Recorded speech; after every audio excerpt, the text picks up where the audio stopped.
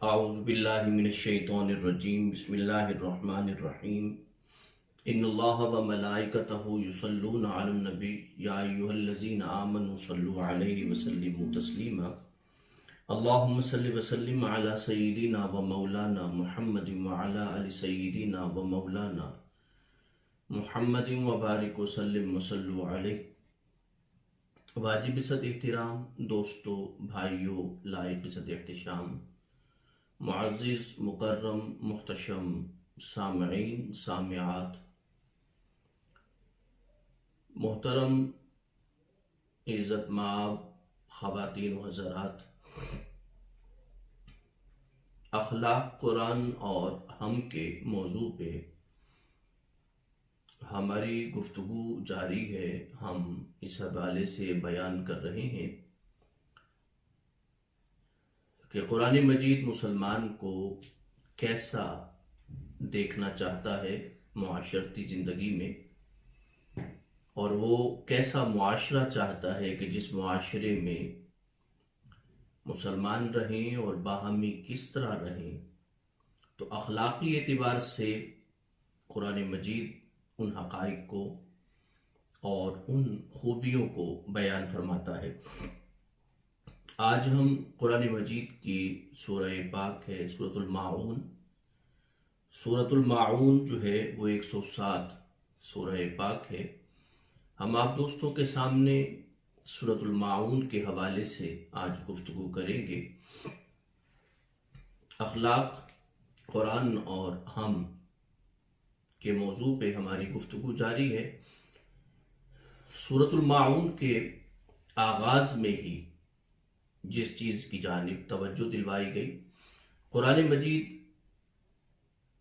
جب آغاز میں اس طرح کا لفظ لاتا ہے تو اس سے مقصود یہ ہوتا ہے کہ قرآن پڑھنے والا فوراً متوجہ ہو جائے، اور سوالیہ انداز اس سورہ پاک میں اختیار کیا گیا ہے۔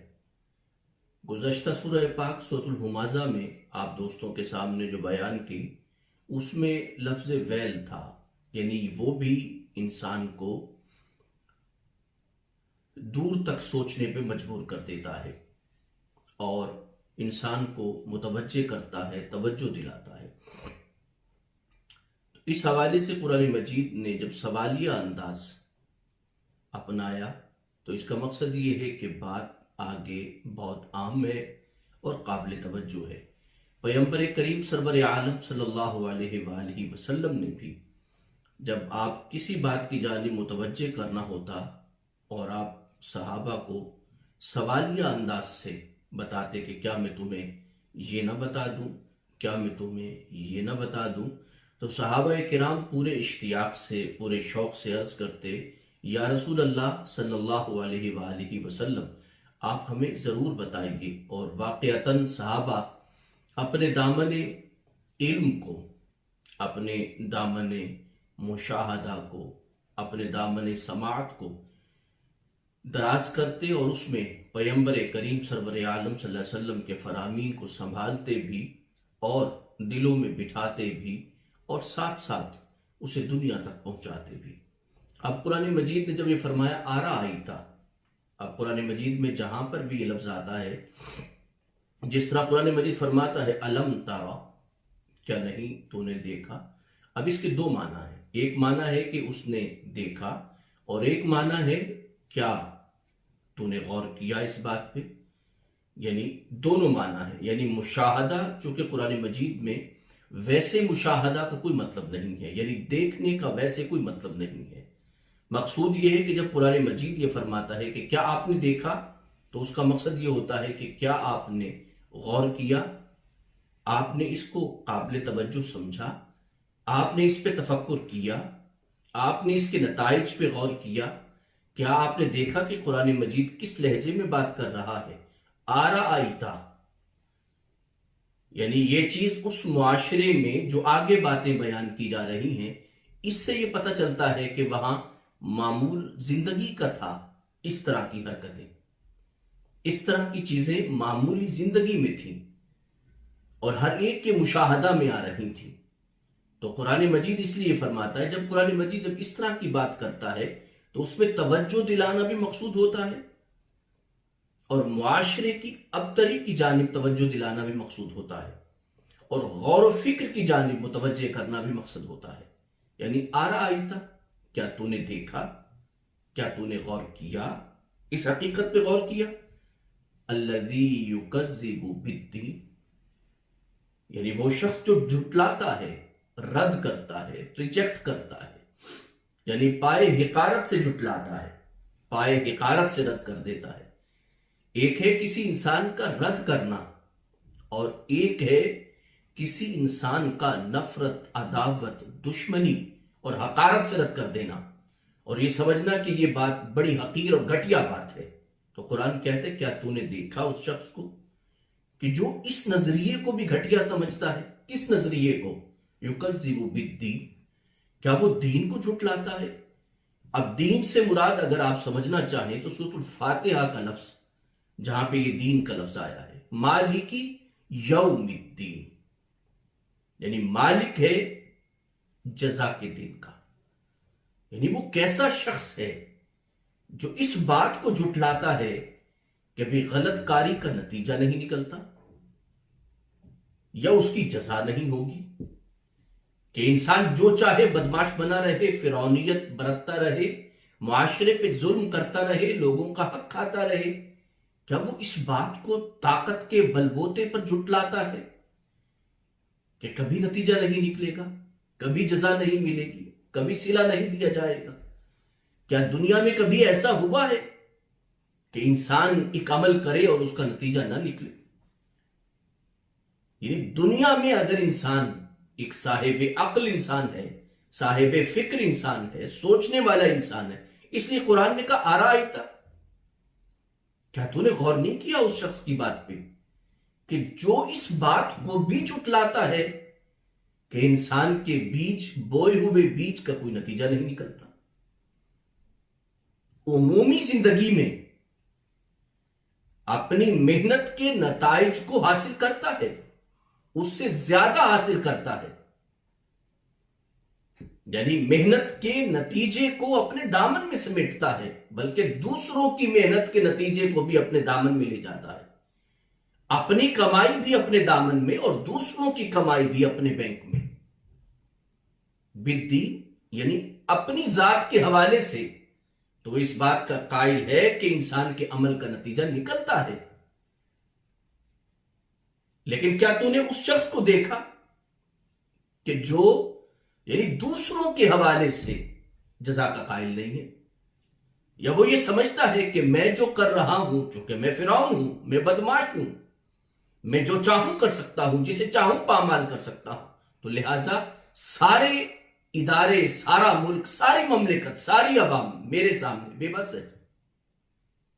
یکذب بالدین، وہ اس بات کو جھٹلاتا ہے کہ نتائج نہیں نکلتے، یا اس بات کو جھٹلاتا ہے کہ قیامت کے دن اللہ کی بارگاہ میں اٹھنا نہیں ہوگا اور اس کی بارگاہ میں جواب نہیں دینا ہوگا. یہاں پہ نکلتے ہوئے بیج کو دیکھتا ہے، اسے درخت بنتے ہوئے دیکھتا ہے، اسے پیڑ بنتے ہوئے دیکھتا ہے، اس پہ پھل لگتے ہوئے دیکھتا ہے. تو کیا اسے نہیں پتا کہ ایک بیج اگر درخت بن سکتا ہے، پھل دے سکتا ہے، سایہ بن سکتا ہے، سایہ دار درخت بن سکتا ہے، تو پروردگار جو بیج میں یہ طاقت رکھ سکتا ہے، تو کیا وہ تم سے کہہ رہا ہے کہ میں تمہیں ضرور اٹھاؤں گا؟ تو بیج سے کیا ہوا وعدہ تو پورا کر رہا ہے، پر تیری ذات سے کیا ہوا وعدے کو فراموش کر دے گا. یعنی انسان زندگی کے تمام معاملات میں جزا کا قائل ہے، اپنے معاملے میں بھی جزا کا قائل ہے. اس بات میں جزا کا قائل ہے کہ بھی تم نے میرا حق مجھے دینا ہے، وہ میری کمائی ہے، مجھے دینی ہے. یعنی اپنے نتائج سمیٹتا ہے، مگر جب بات یتیموں کی، کمزوروں کی، بیواؤں کی، بے کسوں کی، لاچاروں کی، مجبوروں کی آتی ہے تو کہتا ہے کوئی نہیں. یعنی مزدور کو مزدوری پوری نہیں دے گا، مجبور کو مجبوری کے بنا پہ اس کا حق نہیں دے گا، بے بسوں کو بے بسی کی بنا پہ ان کا حق نہیں دے گا، مگر اپنا حق پورا وصول کرے گا۔ قرآن کہتا ہے صلہ، بدلہ، جزا، اپنی جزا تو سمیٹ لیتا ہے مگر دوسروں کے معاملے میں جزا کو ٹھوکر مار دیتا ہے۔ یا وہ یہ سمجھتا ہے کہ خدا بیج کو تو درخت بنا سکتا ہے لیکن ایک زندہ انسان جب قبر میں جائے گا تو اسے دوبارہ نہیں اٹھائے گا۔ قرآن مجید آگے فرماتا ہے، اور پھر یہ ہے، دیکھیے میں نے اس لیے عرض کیا کہ وہ مجبوروں لاچاروں کی محنت کے صلے کو، جزا کو رد کرتا ہے۔ یہ میں نے اس لیے آپ کے سامنے رکھا کیونکہ اگلی آیت اس بات کی تائید کرتی ہے۔ قرآن کہتا ہے فَذَلِكَ الَّذِي يَدُعُّ الْيَتِيمَ، آپ نے اس شخص کو بھی دیکھا ہے کہ جو یتیم کو دھکے مارتا ہے، ٹھوکروں پہ رکھتا ہے۔ یعنی یتیم کو ایک تو ہے کہ وہ آ کے مانگے تو پھر انسان اسے ٹھوکر مار دے، ایک یہ ہے کہ یتیم بے آسرا مجبور سارا دن مزدوری کرے اور شام کے وقت وہ اسے تماچے مار کے گھر سے باہر نکال دے۔ فَذَلِكَ الَّذِي يَدُعُّ الْيَتِيمَ، کیا تو نے اس شخص کو دیکھا ہے، غور کیا ہے اس پہ کہ جو یتیم کو دھکے مارتا ہے، ریجیکٹ کرتا ہے، بے عزت کرتا ہے، ذلیل کرتا ہے؟ کیا تو نے دیکھا ہے اس شخص کو؟ یعنی قرآن مجید اس حوالے سے بات کو واضح فرما رہا ہے اور یہ بتا رہا ہے کہ وہ یہ کام کرتا ہے، یعنی اس حوالے سے۔ اور قرآن مجید کا آپ دیکھیے وَلَا يَحُضُّ عَلَىٰ طَعَامِ الْمِسْكِينِ، کہ ایک تو خود دھکے مارتا ہے اور دوسرا اگر کوئی شخص اگر ویلفیئر کرتا ہے یا خیال رکھتا ہے یا وہ یہ دیکھتا ہے کہ فلاں میں یہ جذبہ ہے تو اسے برانگیختہ نہیں کرتا، اس کا میلان اس طرف نہیں کرتا، اس کی توجہ اس طرف نہیں کرواتا۔ یعنی وَلَا يَحُضُّ عَلَىٰ طَعَامِ الْمِسْكِينِ، کہ وہ مسکین کو کھانا کھلانے پہ برانگیختہ نہیں کرتا، مائل نہیں کرتا، توجہ نہیں دلواتا۔ کیوں نہیں دلواتا؟ ایک تو پیچھے چلیے نا کہ کیا تو نے دیکھا اس شخص کو کہ جو جزا کو جھٹلاتا ہے؟ کیا تو نے دیکھا اس شخص کو جو یتیم کو دھکے مارتا ہے؟ کیا تو نے دیکھا اس شخص کو کہ جو مسکین کے کھانا کھلانے پہ برانگیختہ نہیں کرتا، ابھارتا نہیں، مائل نہیں کرتا؟ کیوں نہیں کرتا؟ اس لیے کہ وہ سوچتا ہے کہ میں اگر اسے کہوں گا کہ تم اس طرح کرو تو یقینی بات ہے کہ مجھے بھی جیب کو ڈھیلا کرنا پڑے گا، مجھے بھی کچھ پیسہ خرچ کرنا پڑے گا۔ جب میں اس سے کہوں گا کہ مسکین کی مدد کرو، مسکین کو کھانا کھلاؤ، اس کا خیال رکھو، تو یقینی بات ہے کہ جب میں کہوں گا تو لازمی بات ہے کہ دوسرا شخص بھی مجھے کہے گا کہ آپ بھی صاحب استعداد ہیں، آپ بھی دیں۔ تو قرآن مجید کہتا ہے کہ وہ دوسروں کو بھی برانگیختہ کرنے کی بجائے ایک روکنے کا سا انداز ہے، بے رہنے دو، فراڈیا ہے، بدماش ہے، فلاں ہے، فلوں ہے، یہ ہے، وہ چیز ہے، یعنی مائل نہیں کرتا۔ بات یہ ہے کہ گلی محلے میں رہنے والے لوگ، سادہ بات ہے، مسجد میں آنے والا شخص کیا کسی سے کوئی پوشیدہ ہوتا ہے؟ گلی محلے میں رہنے والے لوگ، بیوہ، یتیم، مسکین، لاچار، کسی سے پوشیدہ ہے؟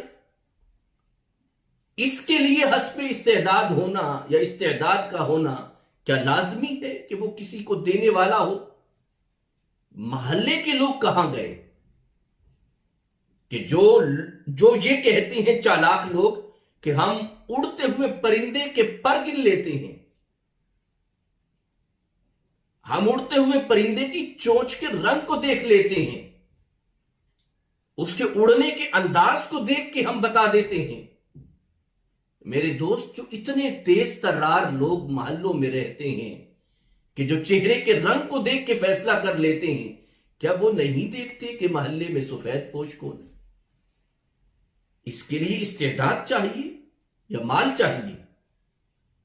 اس کے لیے ہمدردی چاہیے، جذبہ محبت چاہیے، اتفاق اور اتحاد چاہیے کہ گلی میں رہنے والا ایک بیوہ عورت جو ہے، اس کے بچے اگر سکول نہیں جا رہے تو کون سا انسان ہے جو اس بات سے بے خبر ہو؟ کون ہے یہ جانتا ہو کہ بیوہ کے بچے جو ہیں صبح مکینک کے پاس جاتے ہیں اور جا کے مزدوری کرتے ہیں؟ کسے نہیں پتا اس بات کا؟ کیا گلی محلے والوں کے پاس 100 اور 50 کی بھی استعداد نہیں ہے کہ وہ اکٹھا کر کے یہ لازم کر دیں کہ بھئی اس کے بچے بھی اسکول جائیں گے؟ وَلَا يَحُضُّ عَلَىٰ طَعَامِ الْمِسْكِينِ کہ سامنے سے گزرتا ہوا یتیم بچہ جو مکینک کی دکان پہ جا رہا ہے، جو فیکٹری قالین بنانے والی فیکٹری میں جا رہا ہے، جس کی نہ صحت ہے، نہ جس کا رنگ ہے، نہ جس کا کلر ہے، یا کسی دکان پہ جا رہا ہے مزدوری کے لیے، اس کے پڑھنے کی عمر ہے، کیا محلے میں سے کسی چند دوستوں نے مل کے یہ پوچھا بیٹا تم پڑھنے کیوں نہیں جاتے؟ کیا جا کے محلے کی بیوہ خاتون سے، اس بہن سے پوچھا، اس سے پوچھا کہ یہ کہا ہو کہ بہنا آپ کو کوئی ضرورت ہے؟ اس کے لیے ریاست نہیں، اس کے لیے ہمیں ہمدردی کی ضرورت ہے، اس کے لیے ہمیں محبت کی ضرورت ہے، اس کے لیے ہمیں ضرورت ہے اس بات کی کہ ہم جان سکیں۔ میرے دوست جو بہت چالاک بنتے ہیں، ہو سکتا ہے اللہ کے ہاں ان کا مواخذہ بھی اتنا زیادہ ہو، کہ جو یہ کہیں کہ ہم کلر کے رنگ سے، ہم لباس کے رنگ سے اندازے کر لیتے ہیں، چہرے کے رنگ سے اندازے کر لیتے ہیں، چال سے سمجھ جاتے ہیں کہ کون سا شخص کیسا ہے۔ میرے دوست جو چال سے سمجھنے والے لوگ ہیں، چہرے سے اندازہ کرنے والے لوگ ہیں، لباس کے کلر سے اندازہ کرنے والے لوگ ہیں، جوتوں کی کنڈیشن سے اندازہ کرنے والے لوگ، اتنے چالاک، اتنے ذہین، اتنے فتین لوگ ہیں، انہیں بے بسی ٹپکتی ہوئی گلی اور محلے میں نظر نہیں آتی۔ وہ اپنی چالاکی کا روپ تو جماتے ہیں ہمدردی اور محبت کے ساتھ۔ ایسا سسٹم کیوں نہیں بناتے کہ گلی اور محلے میں کوئی شخص بھی بھوکا نہ رہے؟ کیا پیغمبر کریم سرور عالم صلی اللہ علیہ وسلم کی حدیث پاک نہیں ہے؟ آپ نے نہیں فرمایا؟ آپ نے فرمایا کہ ہمسایہ اگر بھوکا سو جائے اور تو پیٹ بھر کے سویا ہے تو تو مجھ پہ ایمان نہیں لایا، تیرا ایمان ہی نہیں ہے مجھ پہ، اس لیے کہ میں تو پیٹ بھر کے نہیں سویا اگر میرا ہمسایہ بھوکا سویا ہے تو میں نے تو پہلے اسے کھلایا ہے، اور تو مجھ پہ کیسا ایمان لایا ہے کہ تیرا ہمسایہ، تیرے ہمسایہ کے بچے، اور آپ کے بچے اگر مثال کے طور پہ ایک مہنگے ترین سکول میں پڑھ رہے ہیں تو کیا آپ نہیں سمجھتے کہ آپ کے ہمسایہ کا بچہ، دولت ہو تو اور بات ہے، وہ نہیں پڑھتے تو اور بات ہے، سورسز ہے وہ نہیں پڑھتے تو اور بات ہے، لیکن کیا مجھ سے اور آپ سے نہیں پوچھا جائے گا کہ آپ کے ہمسائے میں رہنے والی بیوہ عورت، اس کے بچے سکول نہیں جا سکے؟ یعنی صرف یہ نہیں ہے کہ بھوکا ہی سونا، اور اس حوالے سے پیغمبر کریم نے فرمایا ہے، یہ اوورال وسیع ہے حدیث پاک، کہ آپ کے ہمسائے کا جو بچہ ہے سکول نہیں جا رہا، آپ اپنے بچوں کو انتہائی مہنگے سکول میں پڑھا رہے ہیں، تو سوچئے تو صحیح اس بات کو، جانیے تو صحیح، غور تو کیجئے۔ ویسے آپ ذہین ہیں، اپنی جاب میں ماہر ہیں، اپنے کام میں ایکسپرٹ ہیں، لاکھوں کما رہے ہیں، لیکن آپ کو دیوار کے پرلی طرف کا حال معلوم نہیں ہے۔ میرے دوستو، معلوم ہوتا ہے مگر ہماری لالچ، ہمارا ہرس اور ہمارا دولت بنانے، انبار بنانے کی لالچ ہمیں دراصل دیوار کے پرلی طرف توجہ دینے پہ آمادہ نہیں کرتی۔ قرآن اس لیے فرماتا ہے وَلَا يَحُضُّ عَلَىٰ طَعَامِ الْمِسْكِينِ، یعنی آمادہ ہی نہیں۔ اپنی ذات کو تو آمادہ انسان کر سکتا ہے، اپنی ذات کو کر لے، اپنی ذات کو ملان دے اس طرف لے جانے کی، اور اپنے دوستوں کو دے، یعنی جہاں پہ مجبوری اور لاچاری دے کے، اگر آپ کے پاس استعداد کم ہے، آپ سمجھتے ہیں کہ میرے پاس استعداد نہیں ہے تو 4 دوست مل جائیں۔ قرآن مجید فرماتا ہے تو نے اس شخص کو دیکھا ہے جو جھٹلاتا ہے، دھکے دیتا ہے اور نیکی پہ آمادہ بھی نہیں کرتا، اور خاص طور پہ مسکین کو کھانا کھلانے پہ آمادہ نہیں کرتا۔ آپ نے دیکھا، دیکھیے میں ایک بات اور عرض کرنا چاہوں گا، وہ یہ ہے کہ پہلی تو یہ بات ہے کہ ہم وحدت امت کی بات کرتے ہیں، پر میرے دوست وحدت امت کے لیے اخلاقی شہادت بھی تو ضروری ہے۔ یعنی 6 بھائی اس وقت اکٹھے رہ سکتے ہیں، 2 بھائی اس وقت اکٹھے رہ سکتے ہیں جب دونوں اخلاقی اعتبار سے اچھے ہوں، دونوں میں درگزر ہو، دونوں میں مہربانی ہو، دونوں میں اچھائی ہو، دونوں میں دیانتداری ہو، تب تو 2-3 بھائی اکٹھے رہ سکتے ہیں۔ لیکن میرے دوستو، اگر اخلاقی اعتبار سے ہی اگر وہ چاروں بھائی اخلاقی اعتبار سے کسی سٹیٹس پہ نہیں ہے تو اکٹھے کیسے رہیں گے؟ ہم وحدت امت کی بات تو کرتے ہیں، پر ہم اسے نہیں سوچتے کہ وحدت اخلاق پہلے پیدا ہونی چاہیے۔ یعنی ہمارے مزاج میں درگزر ہو، ہمارے مزاج میں برداشت ہو، ہمارے مزاج میں حوصلہ ہو، ہمارے مزاج میں ہمدردی ہو، محبت ہو، بھائی چارہ ہو، اخوت ہو۔ وحدت امت سے پہلے ہمیں اپنی تربیت کرنا ہے۔ آپ خود کہتے ہیں، عوام الناس سے پوچھئے، وہ کہتے ہیں کہ 4 علماء ایک جگہ پہ اکٹھے نہیں بیٹھ سکتے،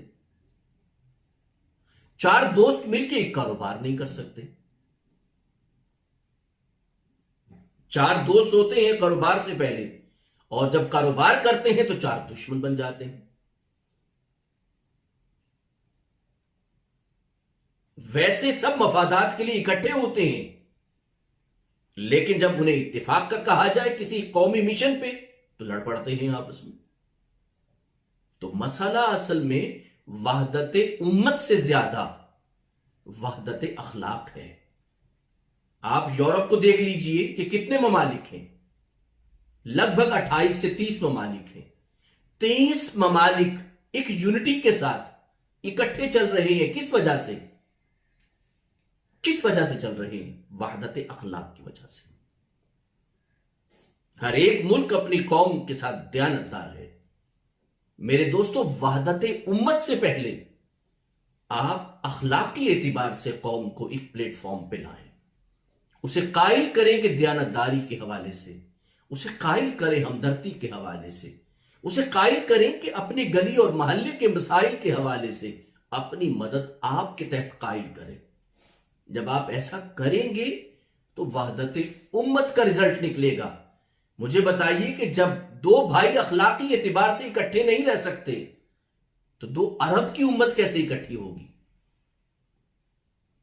اخلاقی بلندی کے بنا یاد رکھیے کہ وحدت امت کا خواب پورا نہیں ہو سکتا۔ قرآن مجید جب بار بار انسان سے کہتا ہے اخلاقی اعتبار سے بہتر ہونے کا اور اخلاقی اعتبار سے بلندتر ہونے کا، اس کا مقصد کیا ہوتا ہے؟ ہم 10 آدمی اکٹھے چل سکتے ہیں، لیکن اگر ہمیں اپنے آپ پر، اپنے دوستوں کی دیانتداری پہ پورا اعتبار ہے، لیکن اگر ہمیں بھروسہ نہیں ہے اپنے دوستوں پہ، ہم 10 دوست اکٹھے ہوں گے، مگر جب ہم اکٹھے ہوں گے کسی مشن پہ چلیں گے تو بھروسہ ٹوٹ جائے گا، کیونکہ ہم نے تربیت ہی نہیں کی اپنے بھروسے کے حوالے سے، اعتماد کے حوالے سے۔ ہم ٹوٹ جائیں گے اور پھر دشمن بن جائیں گے۔ اس لیے بنیادی طور پہ میں یہ سمجھتا ہوں کہ وحدت اخلاق کی ضرورت ہے، وحدت امت خود بخود ہو جائے گا۔ مجھے بتائیے کہ فرقہ واریت کا سبب کیا ہے؟ فرقہ واریت کا سبب ہمارا اخلاقی دیوالیہ ہے، کہ جس میں ہمیں کسی کی بات برداشت نہیں ہوتی، ہماری زبان مغلظات، گالیاں اور بدتمیزیاں بکتی ہے، ہم منبر رسول پہ بیٹھ کے گالیاں دیتے ہیں۔ ہمارے اخلاقی طور پہ ہم دیوالیہ ہو چکے ہیں۔ وحدت امت کا خواب اخلاقی وحدت یعنی اخلاقی خصائل پہ ہمارا اکٹھے ہو جانا، ہمارا یہ بیانیہ بن جائے کہ جس طرح ہمارے معاشرے میں کچھ عرصہ پہلے رشوت لینے والا چھپ کے رشوت لیتا تھا، بددیانتی کرنے والا چھپ کے بددیانتی کرتا تھا، لیکن اب ایسا نہیں ہے۔ ہمارے دیہاتوں میں، دور دراز علاقوں میں اخلاقی اعتبار سے ہم بلند تر قوم تھے۔ کیا آپ نے نہیں دیکھا 1947 میں ہم نے اتنا جانوں کی قربانی دی ہے مگر ہمارا اخلاق گرا نہیں تھا؟ ہم اخلاقی اعتبار سے الا ماشاء اللہ، لیکن آپ اب آنے والے سیلاب زدگان کے حوالے سے دیکھیں، اب زلزلہ زدگان کے حوالے سے آپ دیکھیں ہماری اخلاقی سطح کیا تھی۔ ہمارے دوست علماء، اسکالر، دیگر مفکرین وحدت امت کی بات تو کرتے ہیں، لیکن یہ بھی تو دیکھیں کہ اخلاقی اعتبار سے ہم کتنے گر گئے ہیں کہ اگر ہم 2 بھائی اکٹھے نہیں رہ سکتے، 4 بھائی اکٹھے نہیں رہ سکتے بھروسے کے ساتھ، اعتماد کے ساتھ، دیانتداری کے ساتھ، تو مجھے بتائیے وحدت امت ایک بہت بڑا خواب ہے۔ خواب برا نہیں ہے، لیکن بات یہ ہے کہ اس کی بنیاد اخلاق بنے گی۔ اگر اخلاق نہیں ہے تو وحدت امت کیسے ہوگا؟ وحدت امت کے لیے بھروسہ چاہیے، اعتماد چاہیے، باہمی اخوت چاہیے، باہمی عزت چاہیے، باہمی احترام چاہیے۔ یہ چیزیں ہوں گی تب جا کے وحدت امت کا خواب پورا ہو سکتا ہے۔ اس لیے میری تمام دوستوں سے گزارش ہے، تمام تنظیمات سے، تمام مذاہب، اس حوالے سے کہ اخلاقی اعتبار سے اپنے کارکن کو، اپنے دوستوں کو، اپنے ماحول کو بلند تر کریں۔ اگر بلند تر کر لیں تو پھر 2 بھائی نہیں، 30 ممالک بھی کسی چیز پہ اکٹھے ہو کے اکٹھے رہ سکتے ہیں۔ یعنی آپ سوچئے نا کہ ان ممالک میں 72 سال سے جنگ نہیں ہوئی، یورپی یونین میں یعنی 30 ممالک ہیں اکٹھے رہ سکتے ہیں۔ بات یہ ہے کہ ممالک اکٹھے ہو سکتے ہیں امت مسلمہ کے، لیکن اخلاقی اعتبار سے بہتر ہونا لازم ہے۔ اگر اخلاقی اعتبار سے ہم بہتر نہیں ہوتے تو 2 ممالک یا 4 ممالک یا ہم 4 بھائی بھی اکٹھے نہیں رہ سکتے۔ تو قرآن مجید اس لیے فرماتا ہے، کیا تو نے دیکھا؟ میں اس آیت پاک کا ترجمہ کرتا ہوں اور انشاءاللہ اللہ پاک نے زندگی دی تو کل انشاءاللہ دوسرے حصے کو بیان کریں گے۔ کیا تو نے اس شخص کو دیکھا کہ جو جزا کو جھٹلاتا ہے، یعنی جزا کے دن کو جھٹلاتا ہے، آخرت مراد ہے، یا پھر جزا کو جھٹلاتا ہے یعنی پورے معاشرے کی محنت اور جد و جہد کا صلہ دینے کی بات آئے تو سب کو پامال کر دیتا ہے۔ اس شخص کو دیکھا جو بس یہ سمجھتا ہے کہ میرے نتائج میرے پاس ہیں اور دوسرے کے نتائج بھی میرے پاس ہیں، یعنی دوسروں کے لیے جزا کا سلسلہ نہیں ہے، اپنے لیے ہی سارا جزا اور سمیٹنا ہے سارا کچھ۔ اور تو نے اس شخص کو دیکھا کہ جو یتیم کو دھکے مارتا ہے۔ یتیم کو دھکے مارنا دراصل انسان کی بزدلی کی علامت ہے، بہادر ہونے کی علامت نہیں ہے، اس لیے کہ کمزور کے سامنے طاقتور بن جانا بزدلی کی علامت ہے۔ اور فرمایا وَلَا يَحُضُّ عَلَىٰ طَعَامِ الْمِسْكِينِ، تو جب مدد کرنا چاہتا ہے، اگر اس کا دل ہے تو مدد کرے، دوسروں کو ساتھ ملائے۔ اگر وہ کسی غلط کام پہ دشمنی، نفرت اور عداوت کو بیان کر کے لوگوں کو ساتھ ملا سکتا ہے تو کیا نیکی اور خیر کے معاملہ میں ساتھ مل کے نہیں چلا جا سکتا؟ تو قرآن مجید نے ان 3 آیات کو بیان کیا۔ انشاءاللہ ہم کل جو ہے اللہ پاک نے زندگی رکھی تو کل ہم باقیہ آیات کو بیان کریں گے۔ تمام سننے والوں، دوستوں، بہنوں اور بیٹیوں کو اللہ پاک سماعتوں کو برکتیں عطا فرمائے اور ہمیں اخلاقی اعتبار سے ایک بہترین مسلمان اور انسانی اعتبار سے ایک بہترین انسان بننے کی سعادت نصیب فرمائے۔ آمین ثم آمین وما علی الا البلاغ المبین۔ السلام علیکم ورحمۃ اللہ وبرکاتہ۔